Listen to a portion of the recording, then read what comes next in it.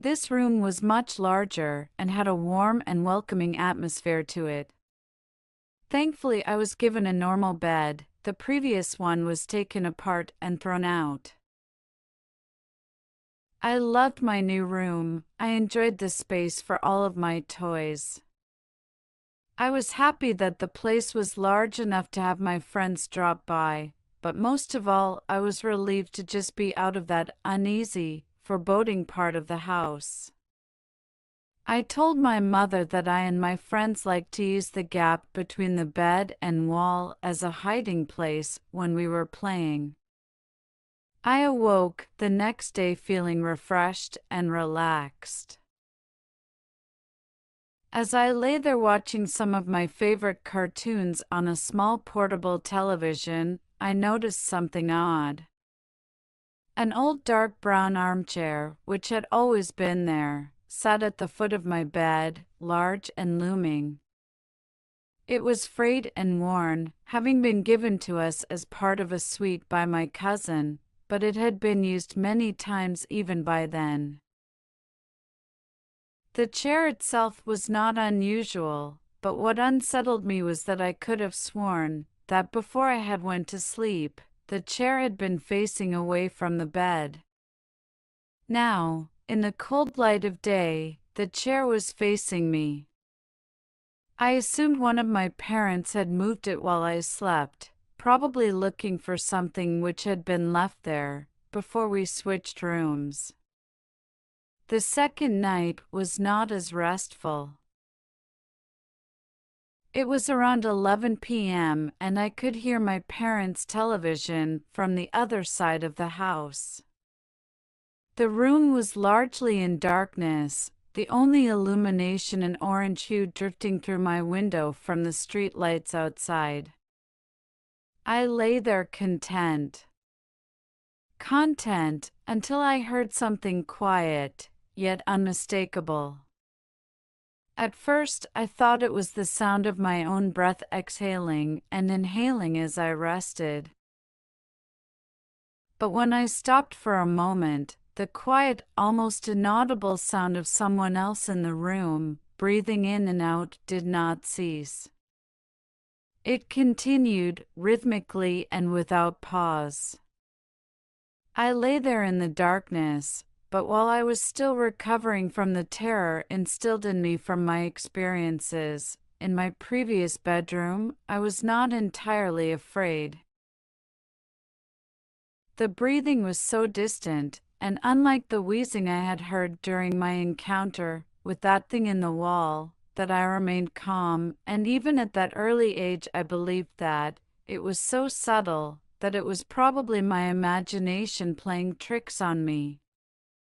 Still, I took no chances. I stepped out of bed, walked across the room, and turned the light on. The sound had gone.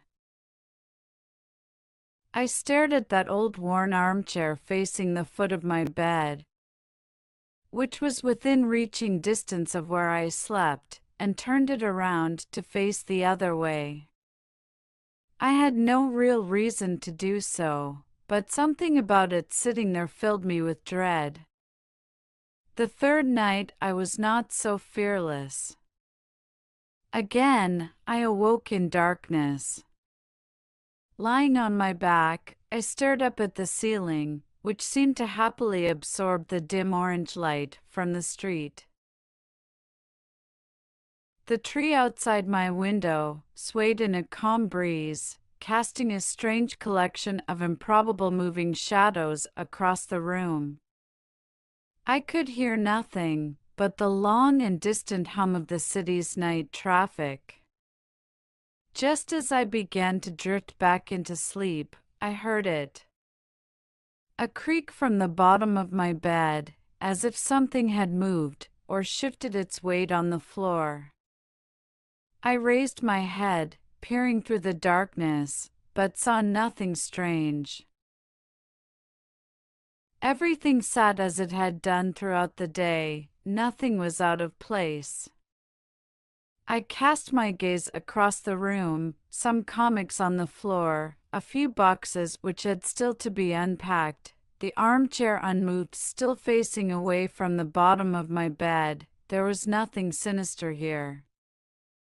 I was now fully awake, glancing over at my television, considering whether or not to enjoy some late-night TV. I'd have to keep the volume low, of course, as my older brother would hear it in the next room, and no doubt tell me to switch it off.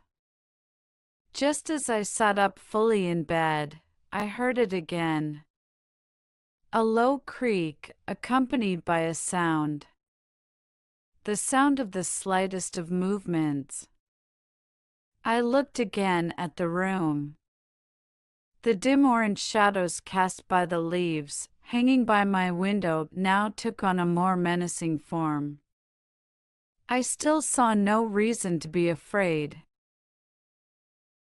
I stared at the chair at the end of my bed, and saw nothing unusual about it. It's quite common for the mind to take a moment to fully come to terms with what it is seeing. It takes time to put the full horror of what is in front of you together into a moment of cold, bitter realization. Yes, I was staring at that old worn armchair in the dark, but what I was also staring at was the person sitting in it. In the dim light, I could only see the outline of the back of its head, the rest obscured by the spine of the chair. I sat motionless, staring, praying, hoping that my eyes were being misled by their surroundings. The slow creak of movement as it shifted in its battered throne chilled me to my very core. This was no mere trick of the dark. Then, it shifted onto its right side. I knew what it was doing. It was turning to look at me. It was difficult to make out, for even in that room it seemed darker than everything around it. I saw what looked like a collection of long fingers slip over the crest of the chair, and then another. The room was silent but for the sound of this thing shuffling in its seat, and the crash of my racing heart. At first I could only make out the outline of its forehead, but then it began to rise up, revealing two pinpoints of light in the dark recesses of its deeply set eye sockets. It was staring at me.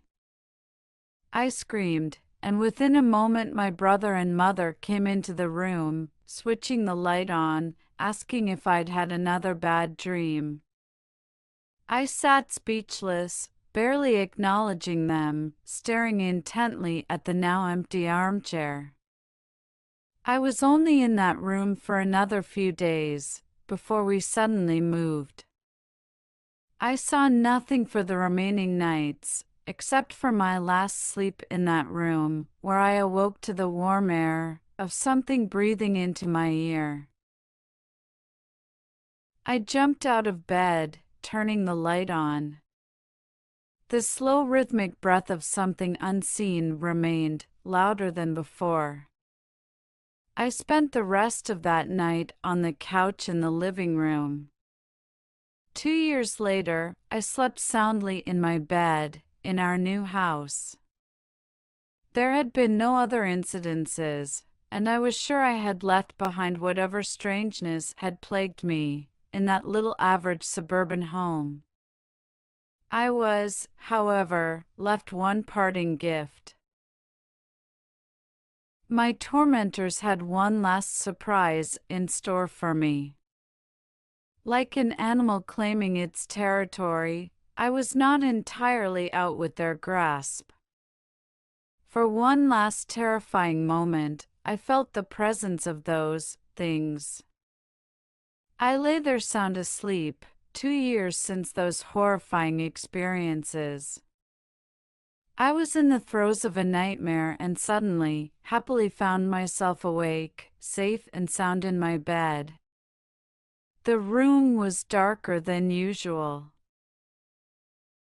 I breathed a sigh of relief as one does when waking from a nightmare. but the room was so dark.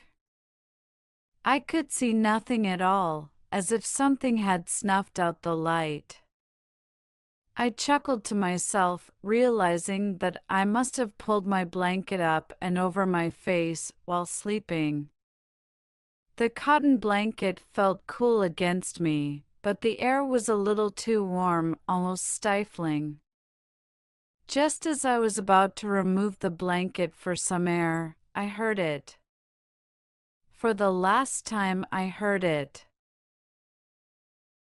The rhythmic breathing of the watcher at the end of my bed.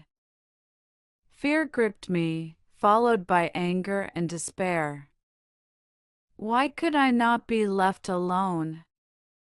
I then did something most peculiar. I decided to speak to it. Perhaps this thing did not mean to harm me. Perhaps it was unaware of the terror it had caused. Surely a young girl deserved some mercy? As the breathing grew louder and closer, I began to cry. I could feel its presence on the other side of the blanket, its breath hanging over me like a stagnant wind. Through the tears I uttered two words, words which surely would put an end to all of this. Please stop. The breathing began to change. It became more animated, quicker somehow. I could hear something shuffling next to me, standing close by. The breathing then moved, first back to the foot of my bed, and then slowly across the room, through the door, into the hallway, and then gone. Half crying, half elated, I lay in the still darkness, my face still covered by the blanket. You may consider this a victory of some sort, but I do not. If those things were real, I know now beyond a shadow of a doubt that their intentions were not misconstrued, they were twisted, filled with malice.